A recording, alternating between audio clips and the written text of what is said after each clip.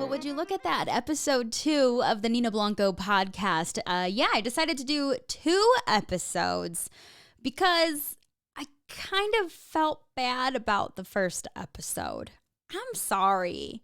I listened to it and I listened to it over and I'm like, I just kind of sound like I'm complaining a lot, which I was. Granted, I kind of was, but I just wanted to share everything that I've been going through, but I feel like I sounded so whiny, and that's not normally me, and that's probably not what you came to this podcast for. So, yeah, sorry about that. But I guess also not sorry because I'm only human, right? And going through some shit.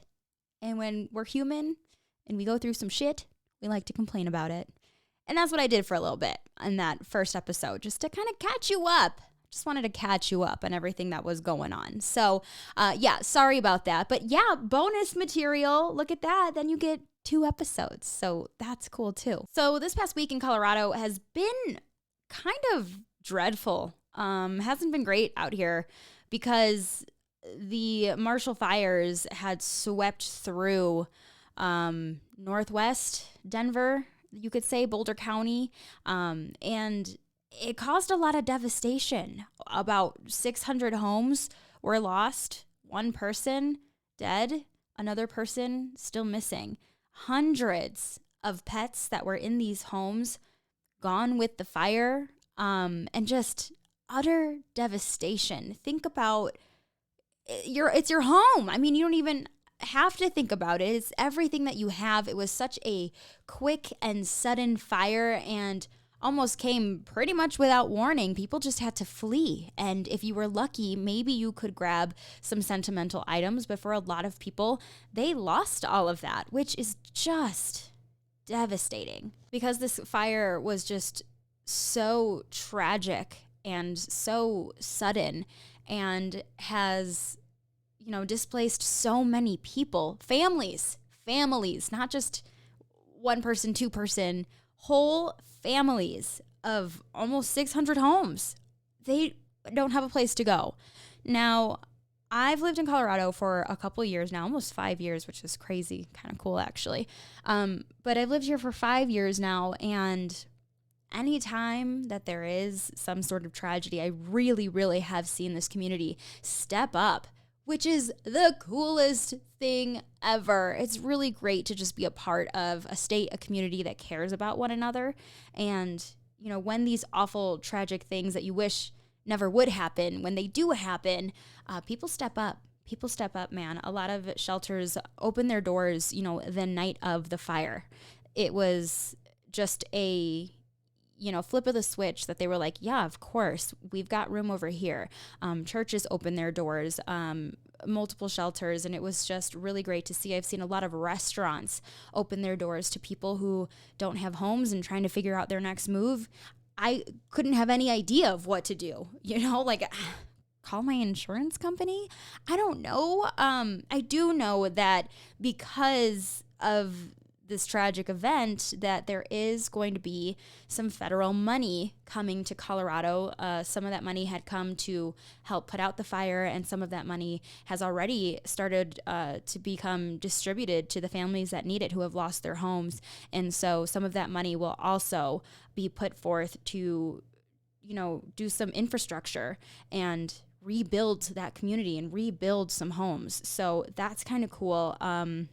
That will be happening. And because of that, President Biden is going to be coming to Colorado today, Friday, January 7th, when this episode comes out.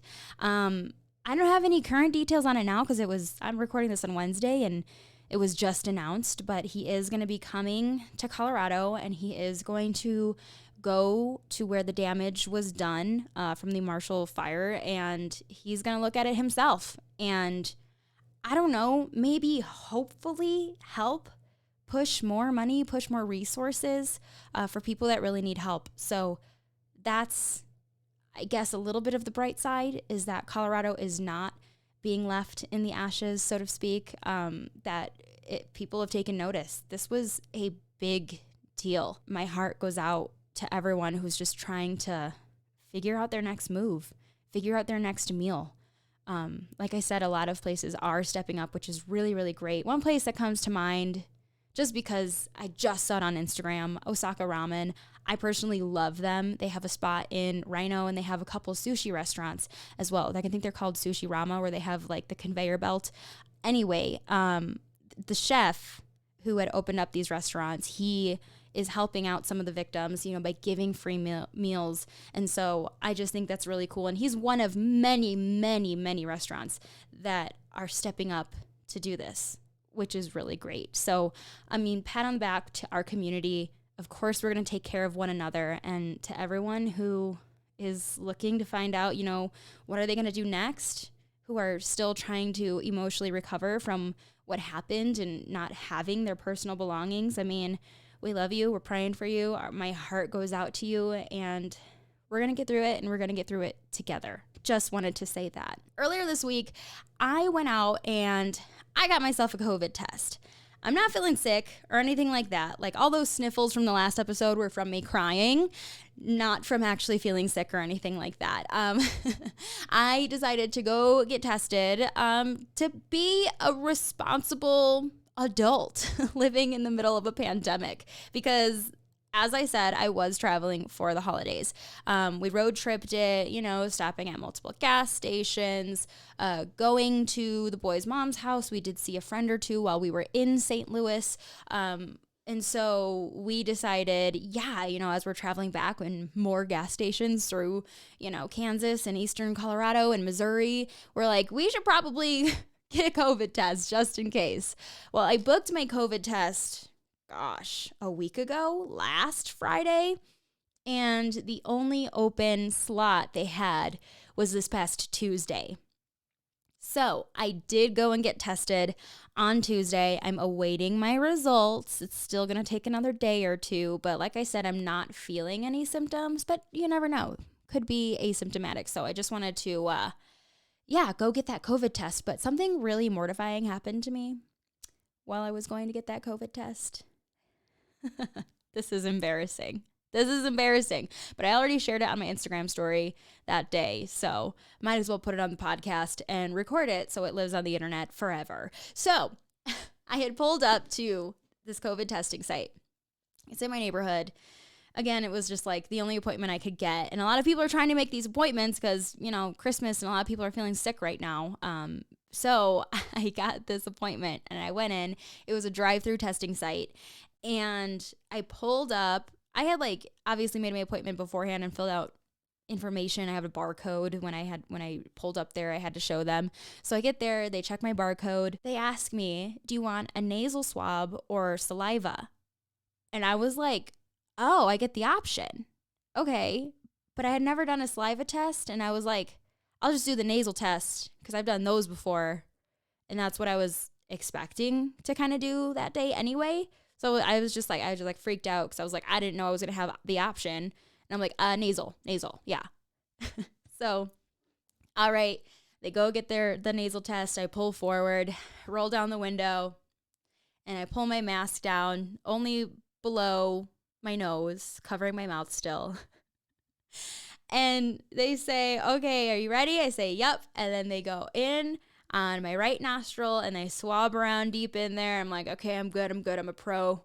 Not going to mess this up. We're good. And then they go and they swab the left nostril and they're swabbing it up there. And I'm like, oh, okay, this hurts. All right, are we done yet? And then they're done. And he pulls the Q-tip out and he goes to put it in his little specimen tube. And I look over at it. And the biggest booger, you guys, the biggest booger is hanging off the very end of the Q-tip. And thank goodness it wasn't like a stringy long booger that was hanging from my nostril to the Q-tip as he was pulling it away. Thank goodness that didn't happen.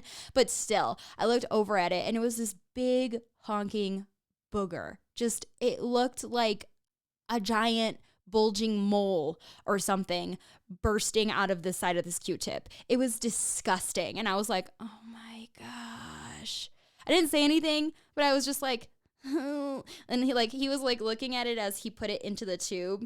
And I looked at it and then I looked at him and then he looked at me and he was like, okay.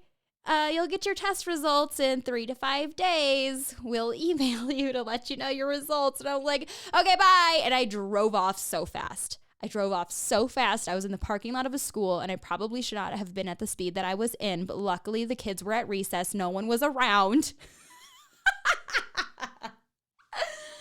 Man. But yeah, so embarrassing. Not cool at all. I was embarrassed even retelling the story on my Instagram story. I'm embarrassed right now. I'm like red flushed and boogers. I can't stand boogers or vomit or anything for that matter, but boogers especially gross me out. I can't do it. And if they gross you out as much as they gross me out, you're probably like gagging while listening to this right now. So like, sorry. Sorry about that.